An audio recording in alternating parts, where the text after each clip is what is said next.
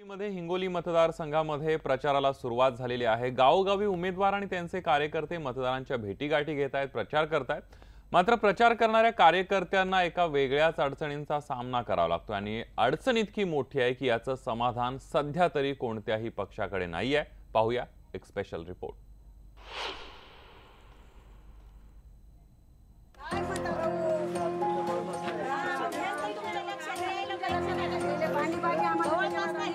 इथला गदारोळ पाहून तुम्हाला कसला तरी वाद सुरू आहे असं वाटेल, मात्र हा वाद नाही, संवाद आहे लोकसभेचा प्रचार करायला आलेले कार्यकर्ते आणि मतदारांमधला।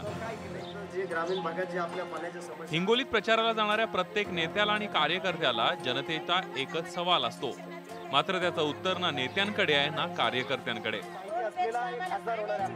इलेक्शनाच्या अगोदर पाण्याची मागणी आमची पूर्ण झाली पाहिजे। पाणी आहे, बेरोजगारी आहे, या विविध प्रत्येक मतदाराचा प्रश्न आहे पाण्याचा, विकत घेऊन पाणी प्यायला। कारण हिंगोलीत तीव्र पाणी टंचाई आहे आणि लोकांना हंडाभर पाण्यासाठी पायपीट करावी लागते। आम्हाला पाणी पियाला येईना, पाणी देवाव, आम्ही मत द्यायला काय हरकत नाही आमचं, पण आम्हाला पियाला पाणी पाहिजे। मतदारसंघ आहे त्याला आम्ही एक सूचना करायलो की अगोदर पाणी आणि नंतर मत। अगोदर आम्हाला पाण्याची आवश्यकता आहे, आम्हाला पियाला पाणी नाही।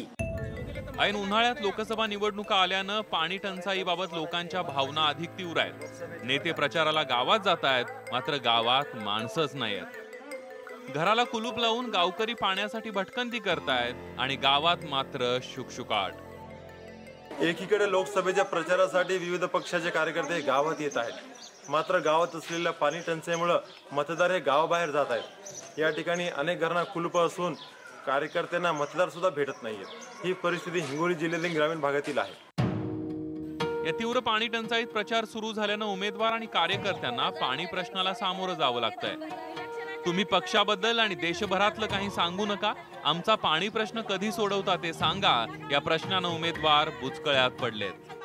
मतदान मागा येतात, प्रत्येक तुमचे काम तुम्ही कामयाब करून घेता, पण आमच्या गरीब पाहत नाही। आमचे सून वार लेख बाळ प्रत्येक गावाला पाण्याला इकडं तिकडं या इरिले त्या इरिले हापशिले प्रत्येकाच्या बोरले जातं, पण पाणी कोणी देऊ शकत नाही। आमची लई त्यांच्या या गावाले फक्त तुम्ही कामाला धरता जवळ की आमचे मतदान द्या, फक्त मतदान झालंय की तुम्ही कोण आमचे आम्ही कोण तुमचे, एवढं तुम्ही हे करून घेता, बाकी काही नाही। गोरगरिबाकडे काही लक्ष देत नसतं। आम्हाला 300 रुपयाचा 1000 लिटर पाणी घ्यावं लागतं आणि प्यायला पण पाणी बिस्लरी घेणं लागते, ते 20 रुपये लिटर नाशी घेणं लागते। सध्याची परिस्थिती खूप बिकट आहे, उन्हाचं असं तापमान वाढलेलं आहे। लेकरं बाळं घेऊन आम्हाला पाण्याला जाणं लागते, वन भटकणं लागते, जवळपास विहिरी पण नाही आहेत। फक्त हात जोडून येतात, आम्हाला मतदान करा, आम्हाला मतदान करा, आणि आमच्याकडे कोणीच पाहत नाही। रोजचं 500 रुपयाचं आम्हाला पाणी भरावं लागते, कुठे विहिरीवर पाणी भरायला जाता येत नाही, दिसत नाही डोळ्याने, काय नाही, झांबला लागते, इकडे तिकडे वेळेवर पाणी गवसत नाही, पाणी देत नाही तिकत, पैसा देऊन आमची परेशान लय आहे। मग आम्हाला पाणी द्या तर आम्ही मत देऊ तुम्हाला।